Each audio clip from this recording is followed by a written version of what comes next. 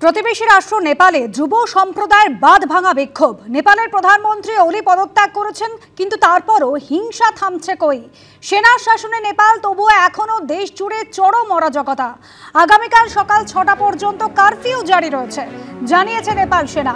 কাল সকাল 6টার পর পরিস্থিতি বুঝে পরবর্তী সিদ্ধান্ত, জানিয়েছে নেপাল সেনা। বিশ্ববিখ্যাত পশুপতিনাথ মন্দিরে লুটপাট ভাঙচুরের চেষ্টা।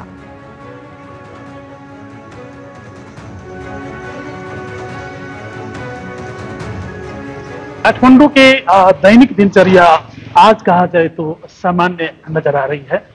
ये देख सकते हैं आप, सड़क पे लोगों का आवाजाही होना शुरू हो गया है। लोग आराम से अपना अपना दैनिक कार्य के लिए निकलना शुरू कर दिए हैं।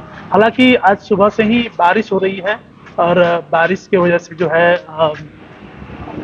थोड़ा माहौल शांत भी दिख रहा है। कल देर रात में ही जेनजी की तरफ से जो है विज्ञप्ति आ गई थी और उसमें ये कहा गया था कि कल हमारा कोई आंदोलन नहीं रहेगी, कल हमारी वार्ता होगी और वार्ता में जो भी बात बनती है उसके बाद आगे के कदम हम चालेंगे, ये कह दिया गया था। तो आज काठमांडू के हालात पूर्ण रूप से कहा जाए तो सामान्य की स्थिति में नजर आ रही है। हालांकि सेना ने सारा सुरक्षा का जिम्मा ले रखा है। कहा जाए तो अभी एक प्रकार से सैन्य शासन चल रही है नेपाल में। जो छोटे छोटे दुकान हैं, जो दैनिक दिनचर्या के दुकान है, आप देख सकते हैं ये सरकारी दुकान है जो खुला हुआ है। आज वार्ता होनी है, राष्ट्रपति के साथ वार्ता होनी है। जेएनजी की तरफ से 5 लोग रहेंगे और सेनापति भी वहां पे बैठे रहेंगे और उसके बाद जेएनजी की तरफ से 5 लोग में से नेतृत्व कौन करेंगे ये अभी तक तय नहीं हो पाया है। हालांकि ये भी कहा जा रहा है कि बालन शाह उनका नेतृत्व में जो है आज जेएनजी वार्ता करेंगे। वीरेंद्र के एबीपी न्यूज काठमांडू। অফিসের কাজে নেপালে গেছিলেন এই রাজ্যের অনেকেই। কার্যত মৃত্যুর মুখ থেকে বেঁচে ফিরেছেন তারা।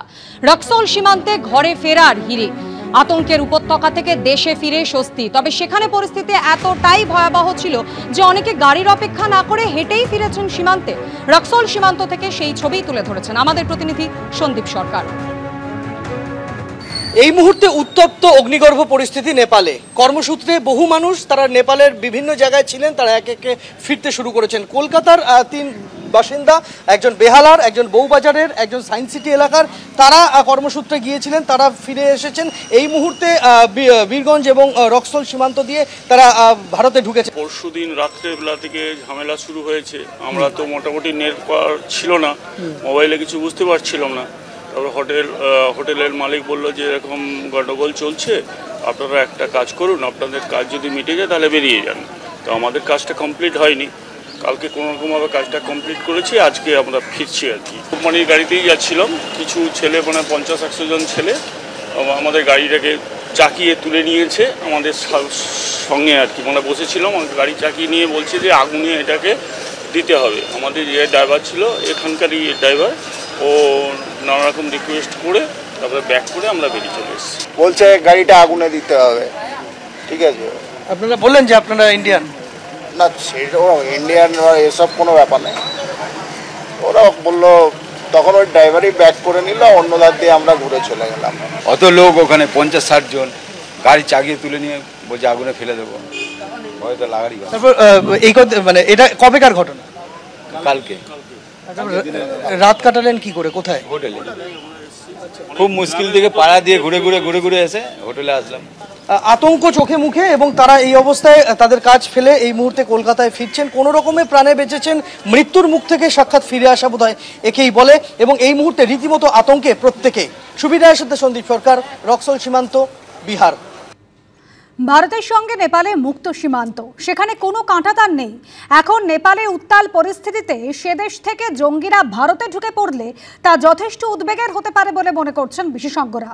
এদিকে এ রাজ্যের উত্তরে শিলিগুড়িতে পা রাখলেই নেপালের টেনশন টের পাওয়া যাচ্ছে। শিলিগুড়ি পানি ট্যাঙ্কিতে 3 দিন ধরে বন্ধ রয়েছে ভারত নেপাল সীমান্ত পারাপার। গণবিদ্রোহের আগুনে জ্বলছে নেপাল, আর তার আঁচ এসে পড়েছে এপারেও। এ রাজ্যের উত্তরে শিলিগুড়িতে পা রাখলেই ওপারের টেনশন টের পাওয়া যাচ্ছে। শিলিগুড়ির পানি ট্যাঙ্কিতে 3 দিন ধরে বন্ধ ভারত নেপাল সীমান্ত পারাপার। ওপারে কাকর ভিটা বীরটা মোড়ে জ্বলছে অশান্তির আগুন। গত 3 দিন থেকে ভারত নেপাল সীমান্ত পানি ট্যাঙ্কি সেটা বন্ধ হয়ে গেছে। দেখাবো যে এই যে সেতু একেবারে ফাঁকা, কোনো গাড়ি এপার থেকে ওপারেও যাচ্ছে না, ওপার থেকে এপারেও আসছে না, ধোঁয়া উঠছে এখন। গতকালকেই ঠিক এই যে সীমান্তের ওপারে এক গাড়িতে আগুন লাগানো হয়, চালক গুলিবিদ্ধ হয়েছে, সেটা স্থানীয় চালক জানাচ্ছেন, এবং যে কারণে ওপারে গাড়ি আটকে পড়েছে ভারতীয় গাড়ি, সেই গাড়ির চালকরা কিন্তু এপারে ফিরে এসেছে। আমি গিয়েছিলাম কাঠমান্ডু, মানে অবস্থা প্রচুর খারাপ, প্রচণ্ড খারাপ। তার মিছিল আছে, কাল থেকে গোলাগুলি চলছে, ইট বৃষ্টি হচ্ছে ওখানে, তো রাস্তায় কারফিউ চলছে, র্যাপ আছে, সব প্রচুর আতঙ্ক হচ্ছিল, মানে ভয় ছিল মনে কি করে আসবো বাড়ি। নেপালের সঙ্গে ভারতের সীমান্ত ১৫০০ কিলোমিটারের কিছু বেশি। এর মধ্যে পশ্চিমবঙ্গের সঙ্গে নেপালের প্রায় ১০০ কিলোমিটার সীমান্ত রয়েছে। এছাড়া উত্তরপ্রদেশের সঙ্গে ৫৫১ কিলোমিটার, উত্তরাখণ্ডের সঙ্গে ২৭৫ কিলোমিটার, বিহারের সঙ্গে ৭২৬ কিলোমিটার এবং সিকিমের সঙ্গে ৯৯ কিলোমিটার সীমান্ত রয়েছে নেপালের। ভারতের সঙ্গে নেপালের মুক্ত সীমান্ত, সেখানে কোনো কাঁটাতান নেই।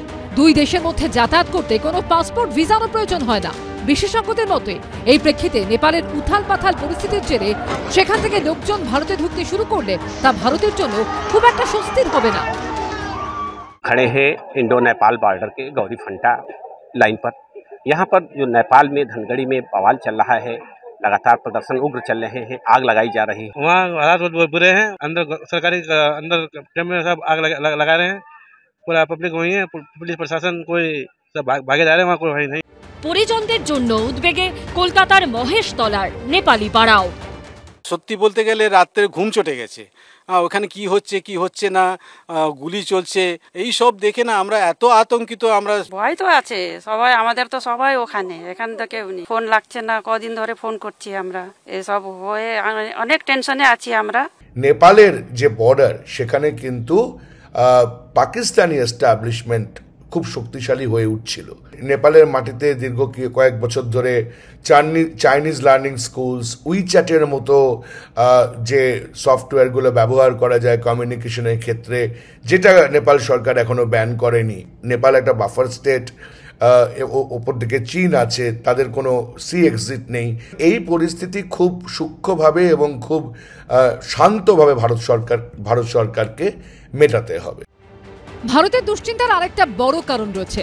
অতীতে বিভিন্ন সময় দেখা গেছে ভারতে হামলা চালানোর জন্য পাকিস্তানের জঙ্গি গোষ্ঠীগুলো বারবার নেপালকে কাজে লাগিয়েছে। ১৯৯৯ সালে কাঠমান্ডু থেকে নয়াদিল্লি যাওয়ার পথে হাইজ্যাক করা হয় ইন্ডিয়ান এয়ারলাইন্সের ফ্লাইট IC-814। নেপাল থেকে বারবার গ্রেফতার হয়েছে কুখ্যাত জঙ্গিরা। ২০১৩ সালে ভারত নেপাল সীমান্ত থেকে ধরা পড়ে লস্কর জঙ্গি আব্দুল করিম টুন্ডা। ভারতে অন্তত ৪০টি বোমা হামলার সঙ্গে যুক্ত ছিল এই জঙ্গি। ইন্ডিয়ান মুজাহিদিনের সহ প্রতিষ্ঠাতা ইয়াসিন ভাটকলকেও ২০১৩ সালে গ্রেপ্তার করেছিল নেপালের পুলিশ। ভারতের জাল নোট ঢোকাতেও পাকিস্তান বারবার এই নেপালের রুটকে কাজে লাগিয়েছে। ভারতবর্ষের সরকারের উচিত অর্থনৈতিকভাবে, রাজনৈতিকভাবে, সব রকমভাবে নেপালের পাশে দাঁড়ানো এই সময়, এবং নিজের সুরক্ষাটাও দেখার জন্য। কারণ চায়না একটা খেলা তো চলছেই, এবং সাউথ এশিয়াতে একটা বৃহত্তর শক্তির পরিচয় আমরা পাচ্ছি বারবার রেজিম চেঞ্জের মধ্যে দিয়ে। ইতিমধ্যে অনুপ্রবেশ আটকাতে উত্তরাখণ্ডের পিথোরাগড়ে নিরাপত্তা বাড়ানো হয়েছে।